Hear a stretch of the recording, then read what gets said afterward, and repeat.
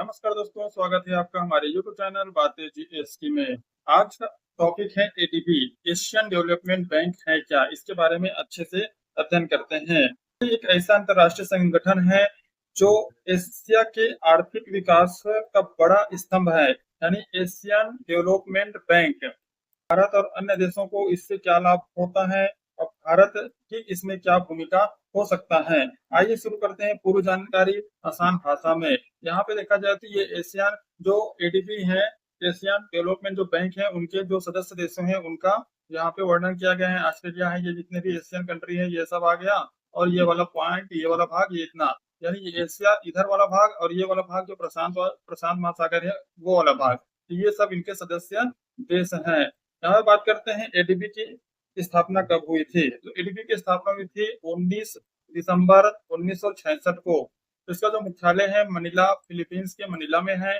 कुल सदस्य संख्या की संख्या 68 सदस्य देश हैं। इनमें से जो 49 जो सदस्य देश हैं एशिया प्रशांत क्षेत्र में रखते हैं, यानी ये वाला क्षेत्र, इतना वाला ये वाला क्षेत्र हो गया एशिया, और ये हो गया प्रशांत क्षेत्र, यानी ये वाला प्रशांत क्षेत्र, इतना ये है वो अलग वाला क्षेत्र है, ये है यूरोपियन क्षेत्र।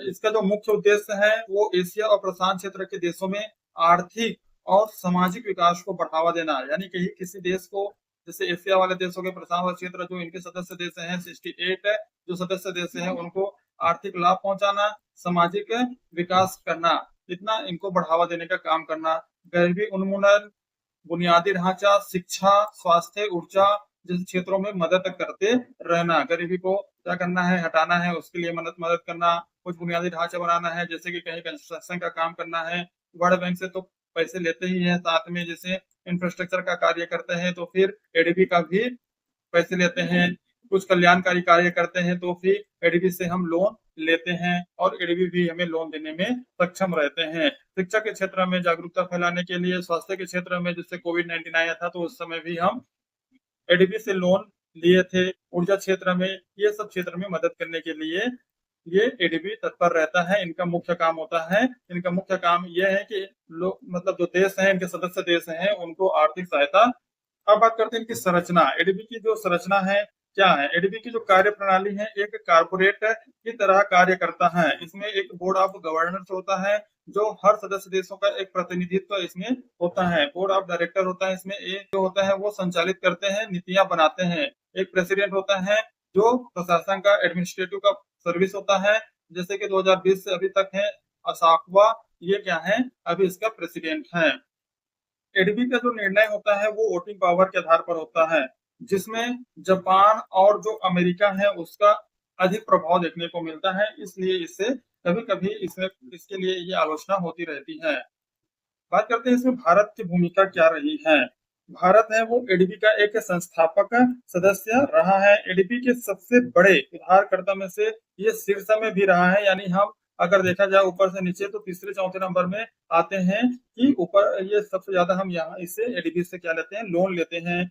एडीबी द्वारा तो भारत में प्रमुख योजना चलाई जा रही है, जैसे कि ईस्ट कोस्ट इकोनॉमिक कॉरिडोर जो विशाखापट्टनम से किसको जोड़ता है, कोलकाता को, तो वहाँ पर इंडस्ट्रियल नेटवर्क है, उसके लिए एडीबी से लिया गया लोन है। मेट्रो परियोजना जैसे कि मुंबई, बेंगलोर, चेन्नई, इसके लिए एडीबी से हम क्या लिए हैं, फंड लिए हुए हैं। ग्रामीण सड़क और जल परियोजना के क्षेत्र में भी एडीबी से पैसे लिए हुआ है, जैसे उत्तर प्रदेश, असम, झारखंड, इसमें सहायता देने का काम मुख्य रूप से एडीबी का है। भारत को एडीबी से 2020 में $4.5 बिलियन की सहायता राशि मिली थी।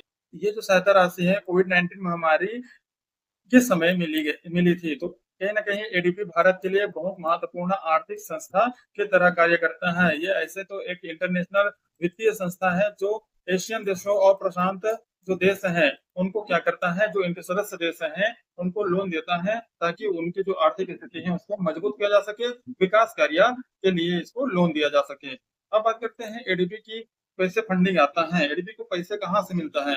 एडीबी क्या करता है, पूंजी बाजार में बॉन्ड इशू करता है, यानी लोग उसको खरीदते हैं तो उससे जो पैसे आते हैं वो एडीबी के पास जाता है। इसका जो सदस्य देश होते हैं वो अंशदान देते हैं।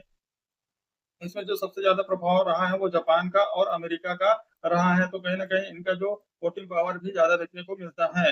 दो प्रमुख इसमें वित्तीय सहायता होता है, एक होता है सॉफ्ट लोन, जैसे कम ब्याज दर पर क्या कर देते हैं, दूसरे देशों को लोन दे देते हैं, तो ऐसे में क्या है उनके पास इंटरेस्ट के रूप में पैसे आ जाते हैं। एक होता है मुफ्त सहायता, ग्रांट देते हैं, जैसे कि कभी-कभी ज़रूरत पड़ जाती है, जैसे आपदा आ गया, कहीं पे इंफ्रास्ट्रक्चर का कार्य करना है, आर्थिक सहायता पहुँचाना है, तो ऐसे में एडीबी क्या करते हैं, तो नहीं मुफ्त सहायता देते हैं, लोन देते हैं, तो उसके लिए वो इंटरेस्ट लेते हैं। लेकिन कभी-कभी ऐसे स्थिति आती है, तो उसके लिए क्या करते हैं, उसके लिए ये मुफ्त सहायता राशि भी पहुँचाते हैं।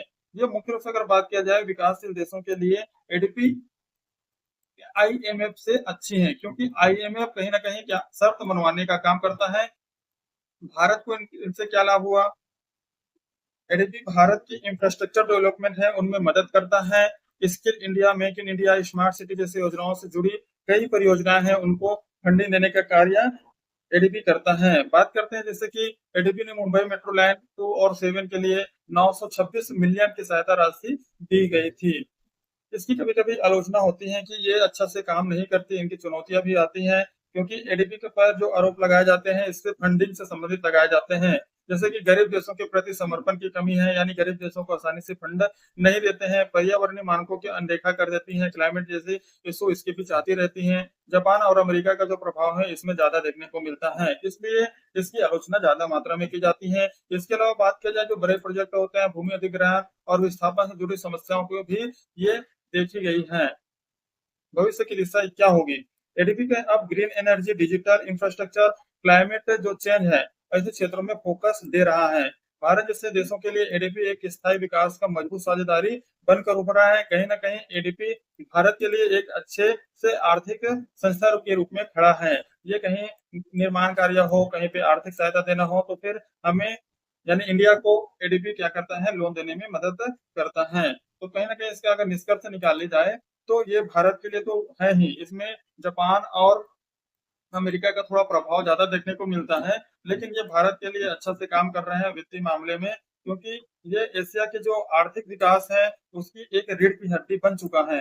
भारत को इससे लंबी अवधि में रणनीतिक और आर्थिक लाभ मिलते रहेंगे, क्योंकि ये जो फंड है, एडीबी के जो पास फंड आता है, वो कहीं न कहीं ये जो सदस्य देश है, 69 जो सदस्य देश हैं, उनसे ये आता है और ये कहीं न कहीं ये लोन देता है, तो फिर उनसे जो इंटरेस्ट मिलता है, उनके रूप में ये फंडिंग आता है। तो ये लोन देने में क्या मदद करने का काम करता है, आर्थिक स्थिति को मजबूत करने का काम करता है।